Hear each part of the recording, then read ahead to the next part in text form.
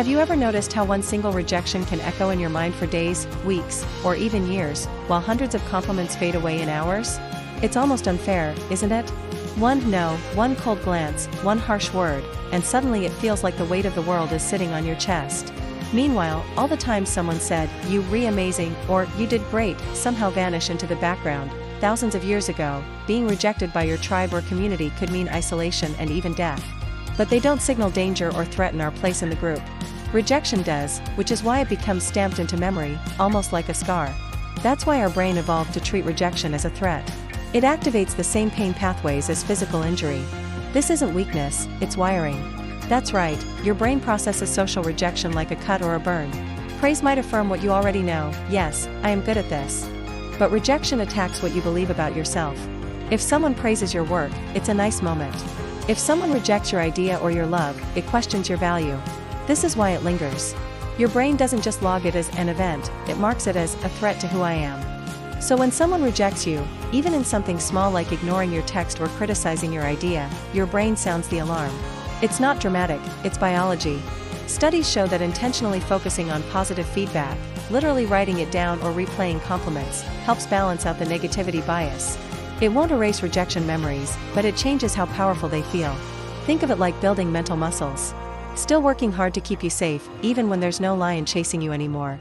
The next time rejection stings and praise feels fleeting, pause and remind yourself, your brain is doing its job, but you can teach it new tricks. Because while rejection may echo, you get to choose how long it stays loud. Each time you practice remembering praise, you strengthen the neural pathways linked to self-worth and positivity. Like whispers lost in a storm. Why does our brain seem wired to hold on to rejection so tightly, while praise slips through our memory like water through fingers? Today, we're diving deep into the psychology of rejection memory, a fascinating look at how our mind works. This is your brain's tendency to focus more on bad experiences than good ones. It's why one bad review can feel louder than 50 five-star ones. Evolution shaped us this way because noticing threats was more important than remembering pleasant moments. If you forgot where the berries were, you'd miss lunch. If you forgot where the lion was, you'd miss your life. Why it does this, and what it really means for you in your life. But here's the twist, this isn't just about heartbreak or job interviews. It's about understanding the brain's survival wiring, emotional processing, and even your identity. Because once you see the hidden mechanics behind it, you'll realize something powerful, you're not broken for feeling this way. You're human.